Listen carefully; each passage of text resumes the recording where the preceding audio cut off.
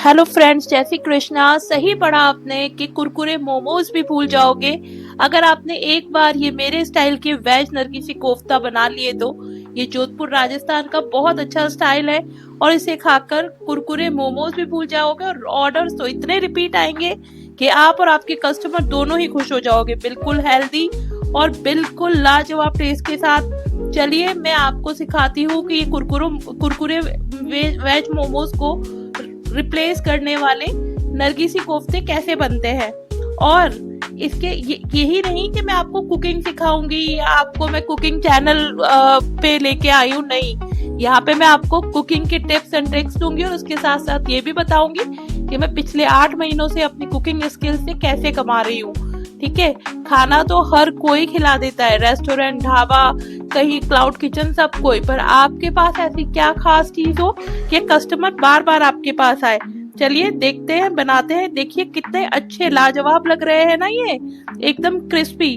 तो इसकी प्रिपरेशन के लिए सबसे पहले हम प्याज को बारीक बारीक काटेंगे। देखिए प्याज बारीक होने चाहिए, ज्यादा बड़े होंगे तो कोफ्ता फट जाएगा। ओके, तो बारीक प्याज और बारीक मिर्ची ये हमने स्प्लिट करके ले लिया है। इसके आगे आपको जो सब मसाले लेने उसमें है कश्मीरी लाल मिर्च, नमक, आमचूर, हल्दी, गरम मसाला, जीरा पाउडर और थोड़ी सी पिसी हुई चीनी। ठीक है, इन मसालों के अलावा हींग जाएगी।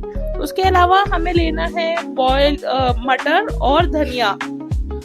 अब हम इसके आगे की प्रिपरेशन कर लेते हैं। 1 इंच अदरक का टुकड़ा मैंने ग्रेट करके लिया है इसमें डालने के लिए। ये बहुत ही अच्छा फ्लेवर देता है इसके बीटरूट के कोफ्तों के साथ, नरगिसी कोफ्तों के साथ में। ओके, तो अब हम इसके आगे की प्रिपरेशन कर लेते हैं कि हम और क्या बनाएंगे। क्योंकि नरगिसी कोफ्ते हैं और अंदर रेड कलर था तो वो बीट रूट का था। ये उबला हुआ आधा बीट रूट लिया है जिसे मैं ग्रेट करके लूंगी।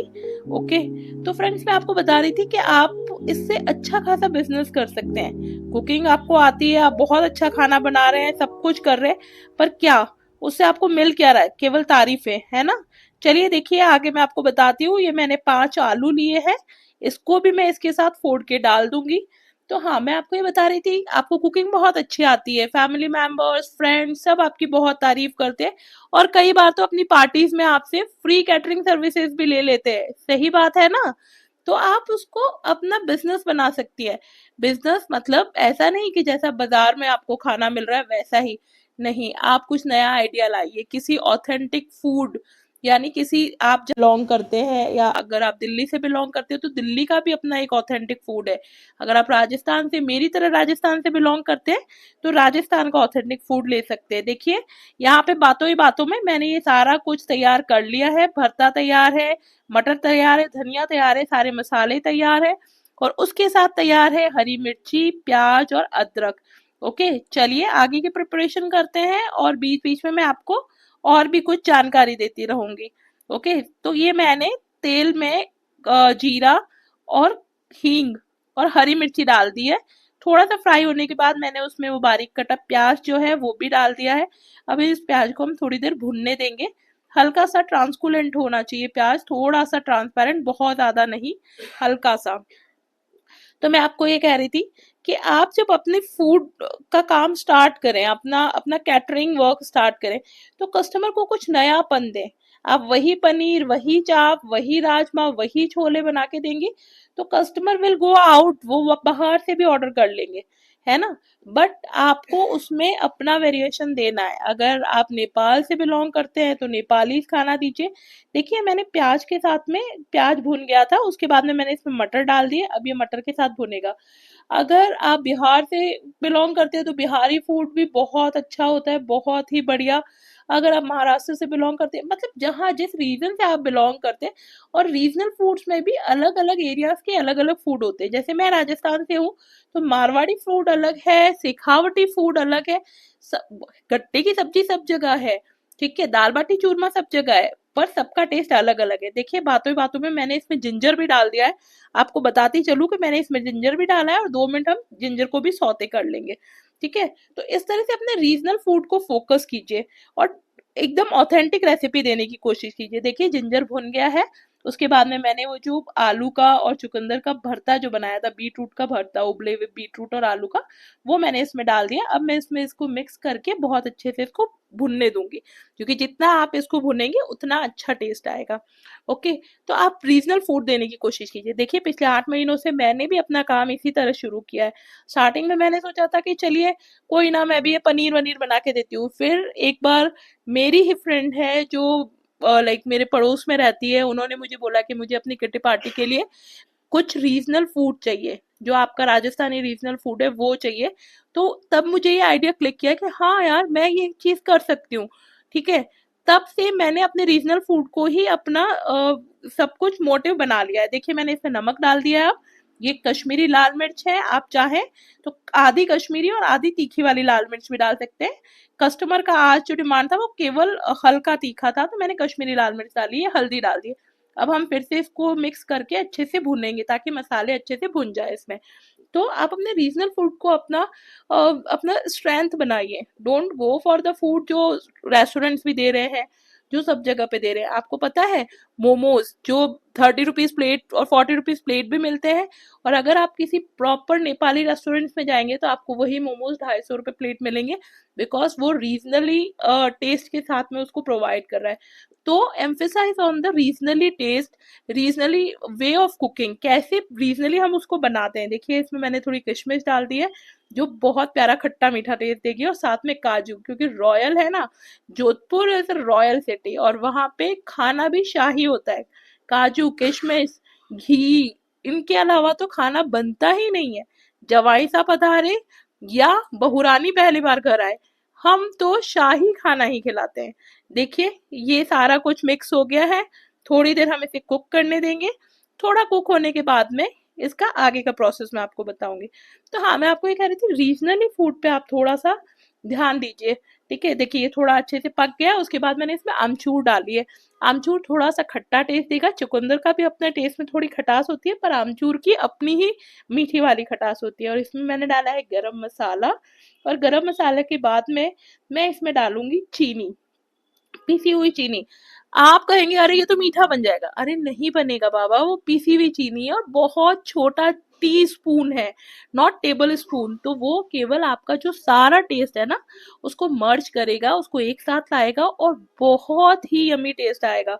बिलीव मी, मेरे कस्टमर ने एक बार ऑर्डर किया था, उसके बाद उनके बच्चों को जब भी कुरकुरे मोमोज खाने का मन होता है वो मुझे यही ऑर्डर करती है। बहुत स्मॉल क्वांटिटी के ऑर्डर होते हैं कभी, और कभी लार्ज क्वांटिटी के ऑर्डर होते हैं, बट हाँ, जब भी कुरकुरे मोमोज खाने का मन होता है वो मुझे कॉल करके हंसते हुए यही कहती है कि अपने राजस्थानी कुरकुरे मोमोज खिला दीजिए। देखिए ये मैंने धनिया से इसको गार्निश कर दिया है बातों ही बातों में, और कितना सुंदर लग रहा है, रेड के ऊपर ग्रीन जो लीव्स है कितनी प्यारी लग रही है, और उतना ही ये फ्लेवरफुल और टेस्टी बनेगा। बिलीव मी, एक बार आप भी बना के देखिएगा।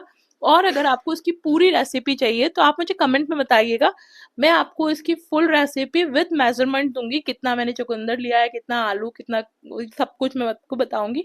और बाकी तो मैंने आपको एक बार बता ही दिया। देखिए ये मैंने एक प्लेट में स्प्रेड कर दिया है ताकि ठंडा हो जाए। ठीक है, तो और ये मैंने अब लिया है इसके आगे की प्रिपरेशन के लिए ब्रेड क्रम्स। ब्रेड क्रम्स बहुत ईजी है बनाना। ब्रेड लो, तोड़ो, मिक्सी में डालो, पीसो और ब्रेड क्रम तैयार। यहाँ पे मैंने 6 ब्रेड्स का क्रम्स लिया है, क्योंकि करीब 15 से 20 वो कोफ्ता बनेंगे।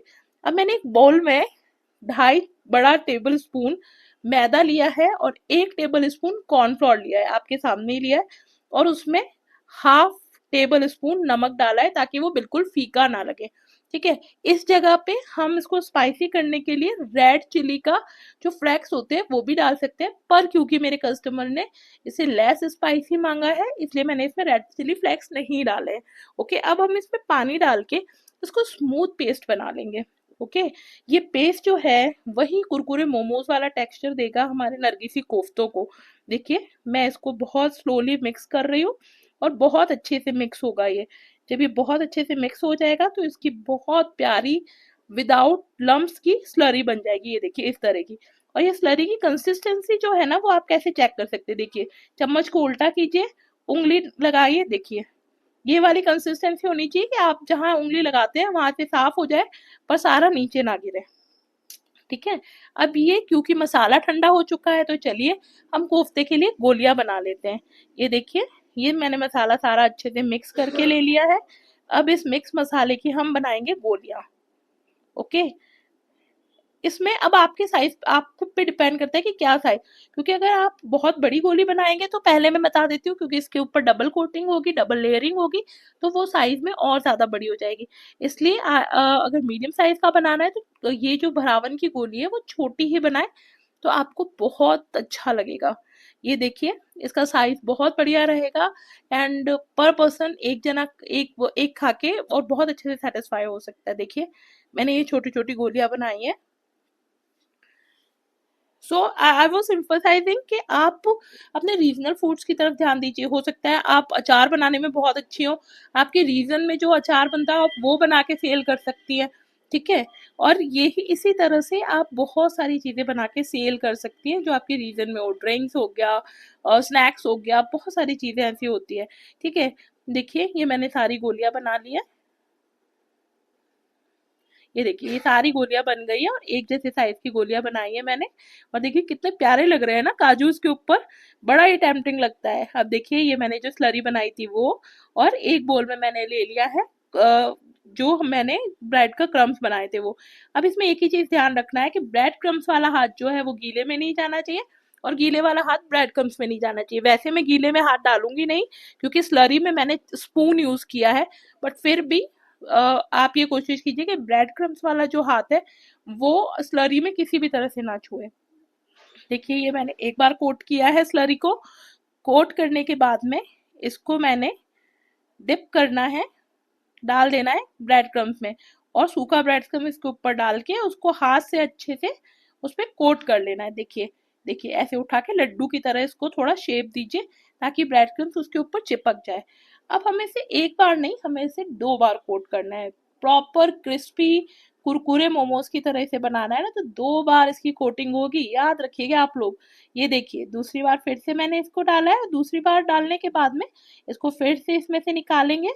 And please don't touch this, मतलब गीला वाला पोर्शन, क्योंकि अगर आप गीला पोर्शन हाथ लगा के फिर ब्रेड क्रम्स में हाथ डालेंगे तो सारे ब्रेड क्रम्स खराब हो जाएंगे आपके। ये देखिए, इस तरह से आप लीजिए, फिर से इसको अपने हाथों में लड्डू की तरह इसको जो है वो बांधिए।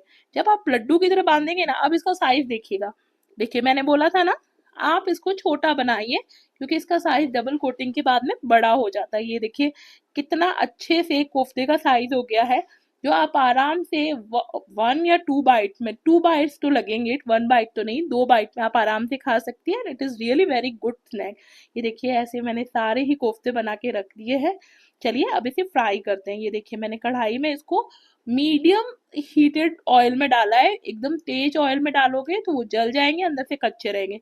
मीडियम हीट होना चाहिए ऑयल का, उसमें आप डालिए और उसको अलट पलट के, एक बार डालते से ही उस पर हाथ मत लगाइए।